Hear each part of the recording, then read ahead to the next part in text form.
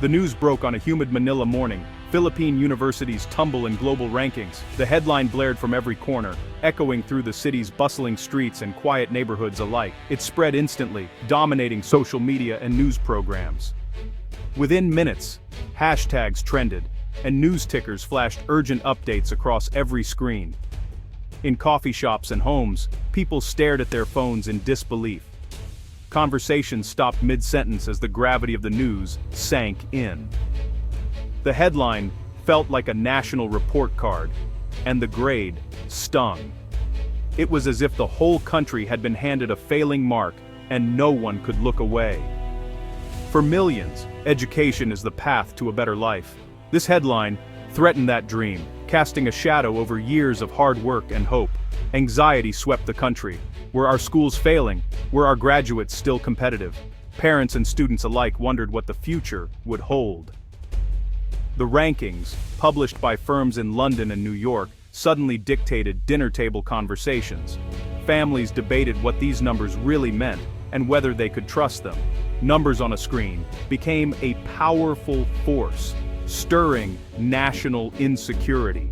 The data felt cold and distant, yet its impact was deeply personal. The story was no longer about data, it was about the hopes and fears of an entire nation. Teachers tried to reassure their students, but uncertainty lingered in every classroom. Government officials scrambled to promise reforms. University presidents managed PR fallout, issuing statements and calling for calm, but the questions kept coming. But the real impact was felt by students and parents, the very people the system is meant to serve. Their dreams, ambitions, and sacrifices suddenly seemed at risk. A high school senior questioned her college choices. Parents wondered if their sacrifices would pay off. The uncertainty seeped into every decision, every plan for the future. The rankings reached into every Filipino home, shaping the anxieties of a generation. Even those who had never thought about global rankings before, now felt their weight. This single news event set off a chain reaction, revealing just how much power these international league tables hold. The shockwaves rippled through schools, workplaces, and communities. It showed how a list, compiled by a private company, could challenge a country's sense of self-worth. The rankings became more than numbers. They became a mirror, reflecting national pride and insecurity. The morning's frantic energy proved, these rankings don't just measure universities, they shape a nation's psyche. In a single morning, the country was reminded of how deeply education is woven into its identity, and how fragile that sense of pride can be when challenged from afar. The emotional fallout was immediate and deeply personal. For students like Maria in Cebu, the news cast doubt on her dreams of studying in Manila. Would a lower-ranked degree still open doors? Her confidence wavered. Parents, many working overseas, questioned if their sacrifices were worth it. The rankings became a consumer guide for the most important investment, their children's future. The pressure to attend a top-ranked university fueled a competitive, stressful admissions race. Students saw education as a contest, not a journey of discovery. This obsession with rankings narrowed the definition of success, overlooking hundreds of excellent institutions. Employers, too, favored graduates from top-ranked schools, deepening inequalities. The rankings didn't just reflect reality, they shaped it, leaving many students feeling second-class. Who are these powerful entities that shape the future of higher education? The most prominent global university rankings are actually run by private for-profit companies based in the United Kingdom. Organizations like Quacquarelli Simons, known as QS, and Times Higher Education, or THE, have become household names in the world of academia. These companies don't just publish rankings, they sell data, analytics, and consulting services directly to the very universities they evaluate and rank. This creates a complex relationship where universities are both clients and subjects. Their entire business model relies on fueling competition and creating a constant demand for improvement, pushing universities to chase higher positions year after year. Through clever marketing and global outreach, these companies have transformed university league tables into a worldwide obsession, influencing the decisions of students, parents, and institutions everywhere. Today, governments and scholarship bodies use these rankings as a key tool to allocate funding, determine eligibility, and bestow prestige, making them even more influential. The ranking process starts with massive surveys and detailed data requests sent to universities and academics.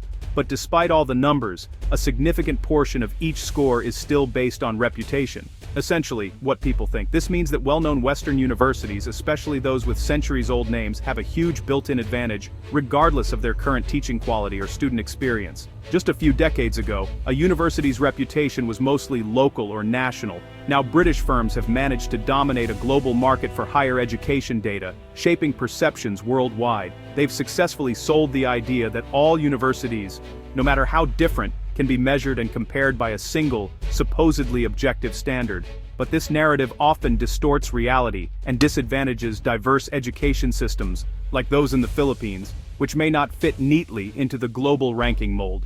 The rankings methodologies raise serious questions of bias and fairness. Metrics favor wealthy, research-intensive, English-speaking universities. Research output in English-language journals dominates the score, sidelining teaching quality and local impact. Internationalization rewards wealth and location, not relevance to local needs. Reputation surveys turn the process into a popularity contest, reinforcing the status quo.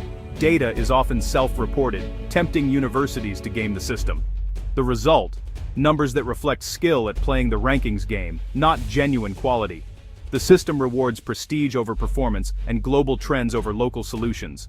The core problem is the mismatch between Western metrics and Philippine realities. Rankings reward research published in international journals, ignoring local innovations that transform Filipino lives. Faculty-to-student ratios penalize universities that prioritize access over exclusivity. Internationalization is prized, but many Philippine universities must focus on serving local communities. Programs that address national needs, like disaster management or agricultural innovation, earn 0 points. The system imposes a narrow, Western definition of excellence, ignoring the diverse roles of Philippine universities. It suggests failure, where there is often success at nation building. The wrong tool is being used to measure what truly matters. The pressure to climb the rankings has shifted university priorities. Administrators divert resources to activities that boost numbers, not student learning. Money goes to consultants, marketing, and publication quotas instead of scholarships or local research. Curriculums are altered to appear more international, not necessarily to improve education. Research agendas chase global trends, not local solutions. The university's mission shifts from serving the nation to climbing a league table. Students see education as a means to a prestigious degree, not a journey of growth. This deepens social divides and leaves many schools undervalued. The ultimate cost. Universities lose relevance to their communities.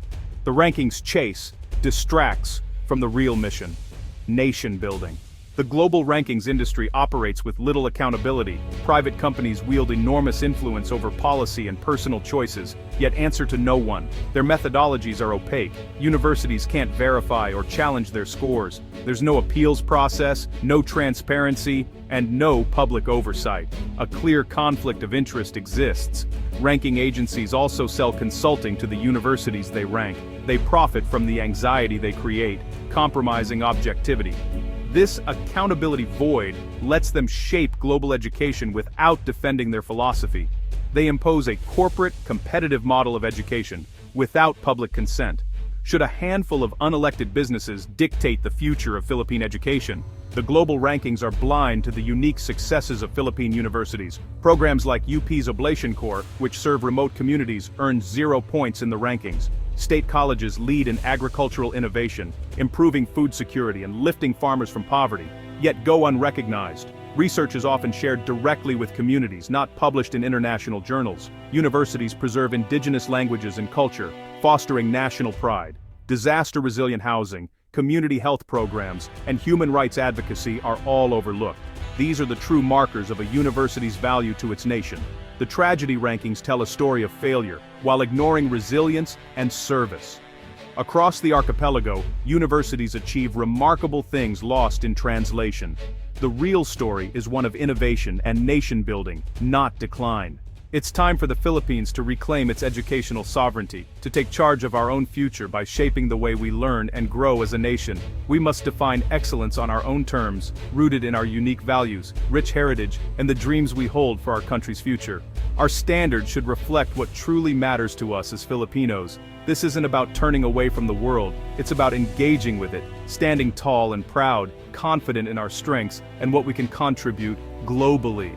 A Filipino framework would measure what global rankings often ignore, like poverty reduction, community service, and the ability to solve real-world problems that affect our people every day. It would celebrate our vibrant culture, the preservation of our traditions, and our ongoing fight for social justice and equality. A national assessment system would shift our focus away from chasing global prestige, and instead, inspire us to prioritize nation building and the collective good. It would empower universities to innovate for their own context, encourage creative solutions, and give students better guidance for their future careers and lives. We can still learn from the world and benchmark globally, but we should never let it be our only measure of success or progress. Let's build a system that tells the whole story of who we are, what we value, and where we want to go as a nation, one that truly aligns with our destiny and aspirations. Let's forge a yardstick made by Filipinos, for Filipinos, empowering our universities and our youth to build a just, prosperous, and independent nation for generations to come.